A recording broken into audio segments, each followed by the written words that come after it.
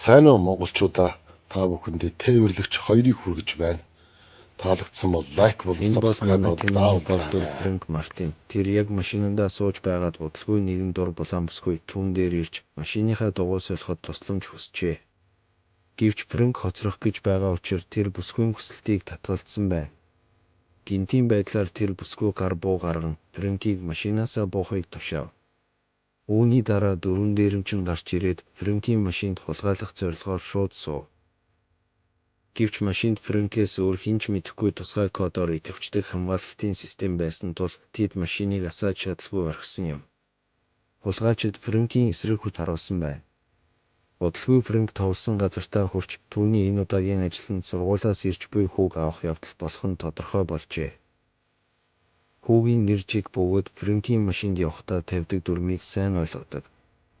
Энэ нь энгийн ч гэсэн Жиг үүнийг тесэн ядан хүлээдэг. Учир нь Фрэнк түүнийг жолоодоход маш их баярлдаг.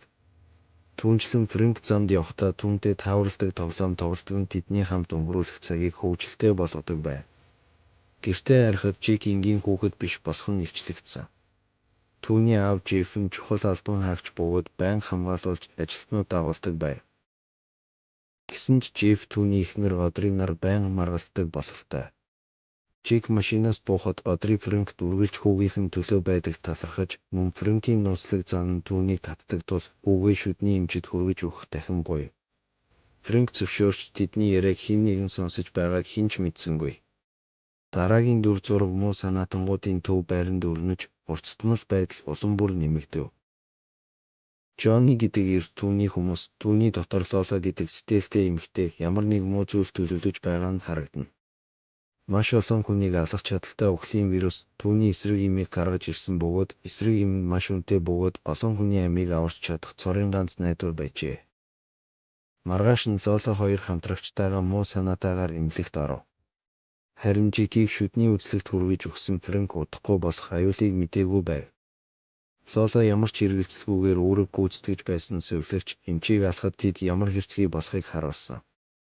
Удалгүй Фрэнк Жигийг эмчийн өрөөнд дагуулж очиход ямар нэг зүйл буруу байгааг мэдрэв. Учир нь Жигийг тогтмол шалгадаг эмч сувилагч хоёр өвчтэй байснаас гадна хуурамч сувилагч эмч нар мэргэжлийн хүмүүс шиг ашигладаггүй байв. Үүнээс гадна Лолагийн хөл дээр шивээс харагдана. Фрэнкийн анхаарлыг түүний найз байцаагч Таркан нислэхээс дөнгөж ирж гэртээ харих замдаа сарнсан байна. Фрэнк хаалганы ард цус гоожиж байхыг хараад улам сэжиглэж Жиг өхлийн вирусаар хатгуулахаар завдав. Үүнээс болж Фрэнк хурдан шалангайлан Жигийг зүхтахыг хийсэн бол өөрөө гэмт хэрэгтнүүдтэй тулгарав. Удалгүй тэд маш аюултай нөхцөл байдлаас зүхтаж чадсан боловч За манайхаа хуруугараа гоцлуулаад лайк болон subscribe заавал дараарай. Дараагийн удаа тээвэрлэгч 3-ыг оруулж магадгүй шүү. За баярлаа. Үүнээс өмнө Фрэнкийн машины доор нууцаар бөмбөг суулгасан байжээ. Тэд эмнэлгээс гарахад Фрэнк Жиг нар машинаа буудуулснаар дахин аюултай нөхцөлд орсон.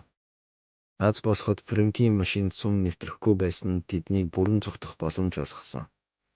Нөгөө талаас Одри, Жеф нар хүүгийнхээ төрсөн өдрийг тэмдэглэх сюрприз үдшилэг бэлтгэж байсан.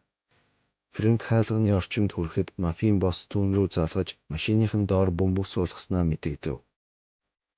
Фрэнкийн машин сум нэвтрэхгүй ч гэсэн энэ бөмбөг тэднийг амархан алж чадах байсан ба манай залуу нөхцөл байдлыг мэдэж байсан тул Джоннигийн зааварчилгааг бүгдийг дагах ёстой болжээ. Үүний дараа Лола дахин гарч ирэн Фрэнкийн машинд суугаад Жигийн аюулгүй байдлын үүднээс хаашаа явах газраа хэлв. Фрэнк шууд хийн дөрөө гიშгэж хөөж байгаа цагдаа нараас зайлсхийх гэж оролдов.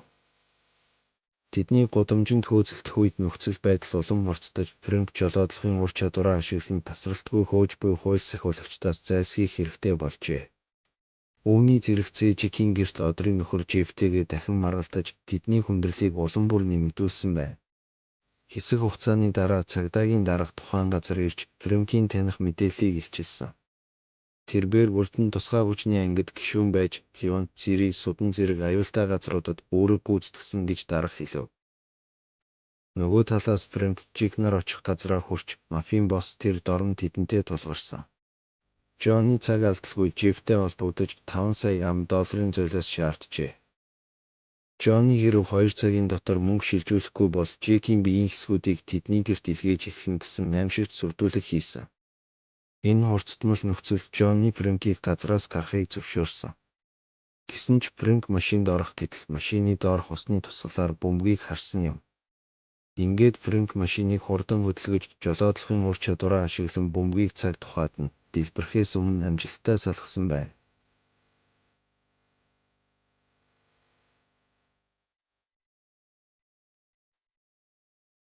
Гэсэн ч нөхцөл байдал өөрчлөгдөж цагдаа нар гинэд ирж тарваныг баривчлав.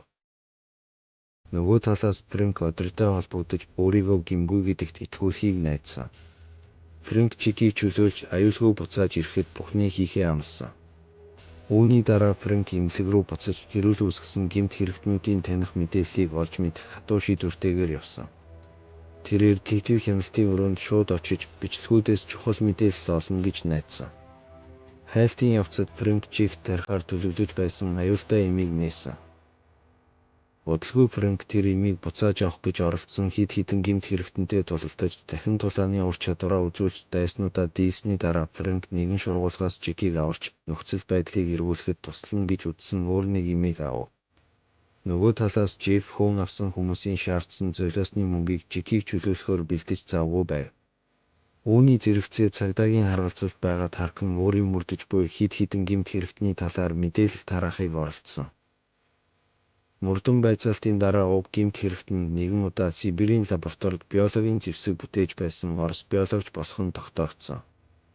Энэ мэдээллийг ашиглан Фрэнк гэмт хэрэгтнүүдийн нуугдаж буй газрыг хурдан олж тэр чиглэл рүү шууд хөдлөв.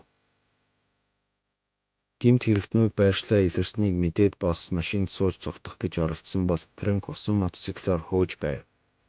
Аз болоход Фрэнк гэмт хэрэгтнийг гүйцэж Жекийн хаана байгааг илчлэхийг шаардсан.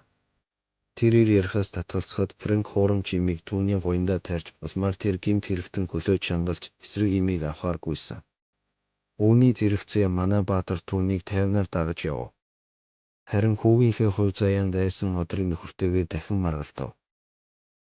Тэр үед цагдаа нар Жекийг нэгэн фурган дотор олсныг хэлсэн ч дотор нь бөмбөг байж болзошгүй гэж айж робот ашиглан хаалгыг нээсэн боловч гинэд доголдсон. Үүний үр дүнд одрын маш их урам хугарч цөхрөнгөө барж бүхнийг өөрөө хийхээр шийдээд фурганы хаалгыг нээхээр гүйсэн. Хаалгыг нээхэд Жек ирүүл байгааг хараад түүний эргэн тойронд тесрэх бодисын шинж тэмдэг байхгүйг мэдээд сэтгэл нь хөнгөвчлсөн ч энэ нь түр зуурах байсан. Учир нь гэмт хэрэгтнүүд Жекийн биед аюултай вирус тарьсан байсан бөгөөд энэ вирус нь маш халдвартай бөгөөд эргэн тойрныхонд ноцтой нөлөө үзүүлж болзошгүй байв. Нөгөө талаас Фрэнк эцэст нь мафийн төв байранд хүрч вирусээр өртсөн хэд хэдэн гэмт хэрэгтнийг харав. Харин Фрэнкийн тарьсан хүн эмчит эсрэг эм өгөх гуйж байгаа нь харагдаж энэ үед хөргөгчөнд ердөө 2 л эсрэг эм үлдсэн нь илчлэгдсэн. Удалгүй Фрэнк гинэд гарч ирээд түүний өмнө тарьсан нь ердөө ус байсныг илчилсэн гэмт хэрэгтнийг уурлуулж түүнийг буудах гэж оролдсон. Тэр мөчид эмч Жек вирусээр хатгуулсан бөгөөд түүний цаг хугацаа барагдах шахсныг илчилсэн. Эмч ямар ч сэрэмжлүүлэлгүйгээр 2 эсрэг эмийг шидсэн тул Фрэнк тэр дараа үсэрч авах гэсэн боловч харамсалтай нь барих гэж оролдсон эсрэг эм нь гудамжинд хагарчээ. Үүний зэрэгцээ Фрэнк гүйж ачааны машинд дайрагдах шахсанд нөгөө эсрэг эмийг аварч өсрөв. Жек өвдөж эхэлсэн бол Одри Жеф нар ижил шинж тэмдэг илрэх болсон. Үүнээс ч дор нь Жеф олон хүний үзэх чухал хуралд оролцох ёстой байсан тул явах шаардлагатай болжээ. Тэр орой Фрэнк нууцаар Одригийн гэрт орж Жект эсрэг эм тарьсан. Дараа нь тэр Одрид вирусын эмчилгээг нэмж авахын тулд мафийн бусад гишүүдийг олох хэрэгтэй хэлв. Үүний зэрэгцээ хурлын танхимд байсан Жеф ханиалгаж эхэлж санамсаргүйгээр эргэн тойрныхонд аюултай вирус тараасан. Фрэнк дахин Таркантай холбогдож мафийн боссын байршлыг олоход тусламж хүсчээ. Нөгөө талаас Джон Лоло нар Жефийн оролцсон хурлын мэдээг үзэж байсан бөгөөд тэд эсрэг эмийг маш өндөр үнээр зарж үүнээс тэр бум $10 ашиг олохоор төлөвлөж байсан нь тодорхой болов. Удалгүй Фрэнк мафийн төв байранд хүрч тэдний хэрцгий үйлдэлийг зогсоож тархаж буй вирусын эсрэг эмийг авахар шийдсэн. Энэхүү үйл хөдлөлөөр дүүрэн сөргөлдөөнд Фрэнк гайхалтай байдлаар чадвараа дахин харуулж замыг нь хаасан бүх дайснуудаа дийлсэн. Хамгаалагчдыг дийлсний дараа Фрэнк энэ бүх хэрүүлийг үүсгэсэн мафийн босстой дахин нүүр тулсан. Гэсэн ч Фрэнк үйлдэлтэй болгоомжтой байх ёстой. Учир нь цорын ганц эсрэг юм нь Жоннигийн биед байсан. Лола хоёр хүчирхэг гар буугаар зэвсэглэж тултахад бэлэн гарч ирснээр бурцтмал байдал улам нэмэгдсэн. Гэсэн ч Фрэнк цаг алдалгүй ур чадвараараа нөхцөл байдлыг хурдан хяналтандаа авав. Үүний зэрэгцээ холоос нисч буй нисдэг тэрэг харагдаж, Жонни Фрэнкээс цогтох гэж оролдож байгаа нь тодорхой болов. Нөхцөл байдлыг ухаармагц Фрэнк маш хурдан спортын машин руу орж, Жонни бүрэн хурдаар хөөж дайснаа амархан цогтохыг зөвшөөрөхгүй байхаар шийдсэн. Энэхүү сэтгэл хөдлөн хөөцөлтөөн нисэх онгоцны зурус хүртэл хүргэсэн бөгөөд Жонни хувийн тирэлтэд онгоцоор Колумб руу зүгтахаар төлөвлөж байв. Онгоцон суухдаа Жонни аюулгүй гэж бодсон ч Фрэнк гинт гарч ирснээр нөхцөл байдал эрс өөрчлөгдсөн.